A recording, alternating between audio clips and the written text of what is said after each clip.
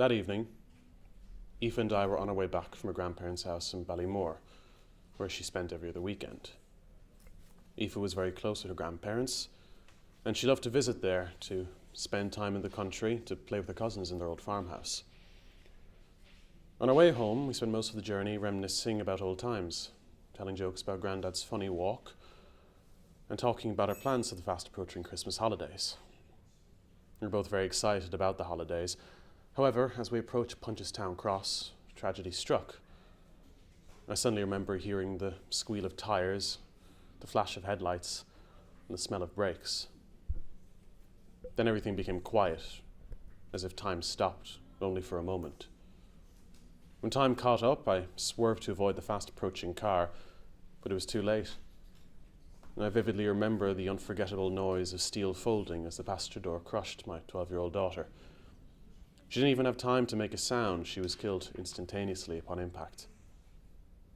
I distinctly remember my dreams falling apart in that moment too.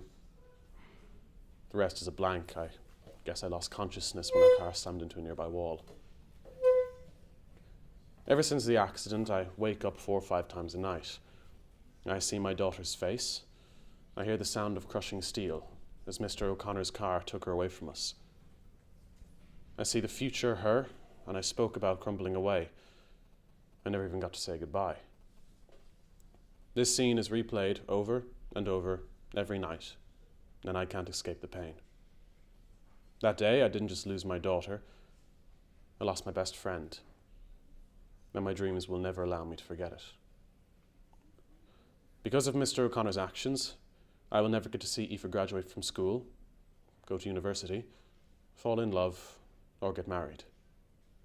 When the toxicology report revealed that Mr. O'Connor had been drinking the day of the accident, my wife and I were both horrified. How could somebody be so irresponsible? I hear Mr. O'Connor's defence and I think, how can you sit there and defend your actions? How can you show such a lack of remorse for your actions? What part of you feels like you've a right to a lighter sentence? When I look at Mr. O'Connor, I don't see a man. For to be a human is to possess a conscience, a sense of remorse. And both his actions and his testimony here today prove that he lacks this.